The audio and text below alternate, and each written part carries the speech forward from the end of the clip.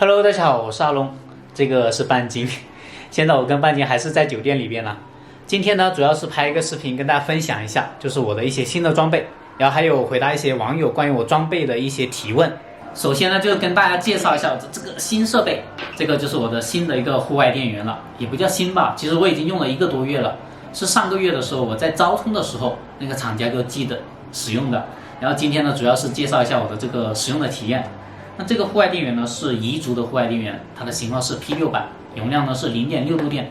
大家都知道，其实我已经有了1个户外电源了，但是为什么还要再弄一个户外电源呢？因为我平时在车上剪辑视频，一剪就是一整天，需要用到的电量是十分的大的，所以说1块户外电源呢还是不够用，所以说呢又增加了1块这个彝族的户外电源。而这个户外电源呢有几点我还是比较喜欢的，跟大家分享一下。首先第一点呢，也是我最喜欢的一个点，就是它的充电效率十分的高，因为它可以同时支持3路充电。现在我插的是电脑的充电器 ，PD 输入端它显示是62瓦。现在我把另外2个也插上，这个是车充，还有一个是 DC 输入。现在插上看看它的功率，现在有 PD 输入，有车充，有 DC 输入，现在3个输入。它最高功率是270多，显示1个小时 1.2 小时就能充满，因为它现在有50%的电嘛，也就是说它整个充满了大概是2个多小时的， 0.6 度电2个多小时充满还是很快的。这个3路输入最高可以达到300瓦的，所以说它的充电效率真的蛮快的。而且我最喜欢的还有这个 PD 端口，它既可以输入也可以输出，它的功率达到100瓦，就是输出功率。我平时电脑用电呢就直接打开 USB，然后插上这个 PD 端，就不需要开逆变了。另外这个户外电源呢，它是体积比较小，比较轻便。它有一个 LED 大灯，给大家看一下，很亮的一个 LED 大灯。平时在户外的时候就可以用它照明啊，这个是很方便的。即使打开了 AC， 你看也是十分的安静的，它这个不会有噪音。平时在车里面工作就特别的安静。那以上呢就是我这1个多月以来使用这一款彝族户外电源的一些使用体验和心得，也是我比较喜欢的几个点。接下来呢就回答大家关于其他设备的一些问题了。首先就是很多人问到的，我使用的到底是哪一款移动 WiFi？ 我用的就是这一款华为的随行 WiFi 2 Pro， 这一款我当时买的好像是800多吧，它是相当于一个充电宝这样子的，只是说它有一个 WiFi 的功能，然后呢你需要在里面插这个电话卡，电话卡就相当于你这个流量的一个来源嘛，一打开就能够使用好几天了，因为它本身电量就比较足。当然这个是比较贵了，要800多，而且这个价格呢是不包含这个流量的费用的，就是只单单是这个机身而言。然后还有很多粉丝新关注我的，就是不知道我用的是哪一款无人机，在这里呢我也做一下说明。我之前那个无人机不是飞坏了，不是飞丢了，换了这一款大疆的新的无人机，叫做 Mavic Air 2S。我为什么选择这一款呢？首先第一个原因就是它比较便携，比较小，平时在外边徒步啊、旅行啊都可以背上它，直接拿去拍摄。然后这一款的话呢，因为它是新出的，所以说基本上新的功能它都有，这一款的性价比还是蛮高的。跟我之前旧的那款比起来呢，这款真的是好用太多了，我都有点后悔，我为什么不早点把那个机子给飞炸了，然后换一款新的。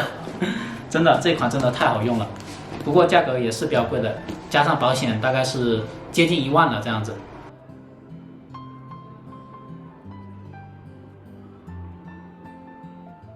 我的一个剪辑软件，这个还是比较多人问到的。我使用的剪辑软件就是这个Final Cut Pro， 这个是比较容易上手的，但是呢它需要付费，而且呢是苹果系统才有的。这个 Final Cut Pro 的这个剪辑页面是十分的整洁的，而且十分的容易上手，即使剪 4K 视频呢它也是不卡的，很好用。 OK， 以上就是我关于自己使用的一些设备的简单的介绍了。这些设备呢虽然说并不是最好的，但是呢也是自己在做自媒体这一行摸索出来的比较适合自己的一些设备，所以说对于大家来说呢应该也有一点的参考的意义。那接下来呢我准备是洗个澡，然后退房，接着出发去昭觉县继续我的旅程。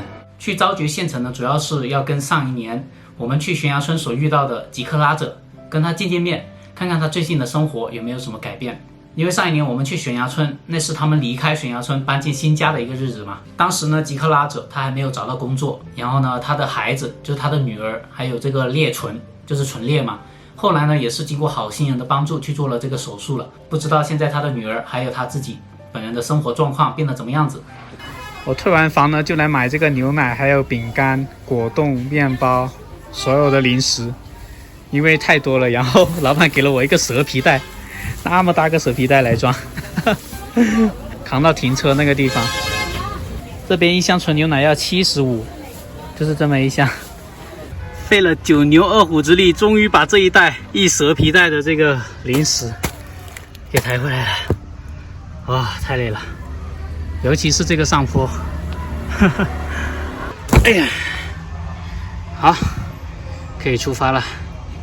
在出发昭觉县之前呢，我回答大家一个问题啊，因为之前很多人问到，就是为什么这边那么多村民会喝啤酒，当地人家做客招待客人的也是拿出啤酒，他们吃饭的时候呢也要喝上1-2瓶。其实当地人喝的都是雪花啤酒，雪花啤酒呢也被称作大凉山口服液，这是因为大凉山这边的人呢十分喜欢喝这个牌子，并且雪花啤酒呢还在大凉山建了分厂，方便供应当地的居民购买这个啤酒。所以说这是当地人的一些生活习性吧，就是他们比较喜欢抽烟喝酒。但是下一代人呢已经有所改善了，比如说我去阿西家里做客，她们2姐妹呢就是阿西跟阿尼，她们都没有抽烟都没有喝酒的，也不是说没有喝酒，就是喝的很少，基本上不怎么喝。所以说随着这个文化教育的普及啊，相信他们当地人这一个习性呢会慢慢的改变的。不管怎么说呢，我也希望当地的孩子能够都受到良好的教育，然后走出大山，见识到外面的世界，再回到他们当地来给当地带来一些积极的变化。好吧，不多说了，出发了。哇，在马路上打篮球啊，小心一点啊，小朋友。大家看到没有，这马路两边呢全是安置房，就是扶贫工作把那些村民从山上安置下来了。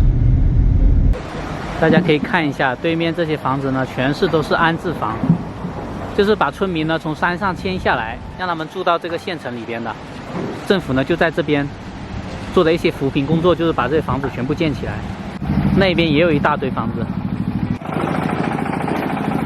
这些卖的是当地的水果吧，我看这前面就是正在建设高速公路了。你看，哇，在这大山里面建设实在是太不容易了，要穿过好多座山啊。从美姑县去昭觉县虽然只有短短的70公里，但是呢还是感觉走了很久啊，因为这边山路太绕了，真的这个路不好走啊。大家看一下这前面的这个路，就在大山的峡谷里边，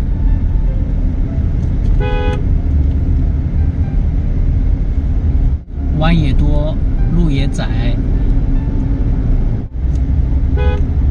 然后堵车了。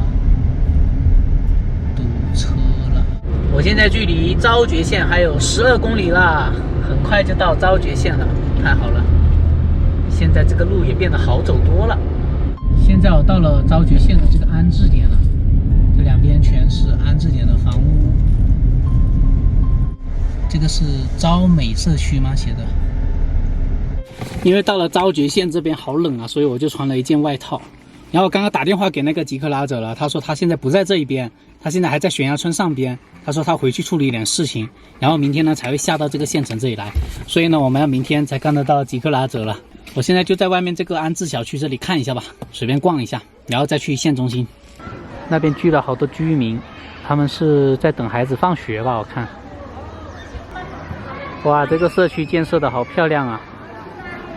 这学校也十分的高档，看起来。感觉住在县城里边的孩子呢，比山上的孩子要干净很多哎，穿的衣服也很干净。带半斤出来逛一下。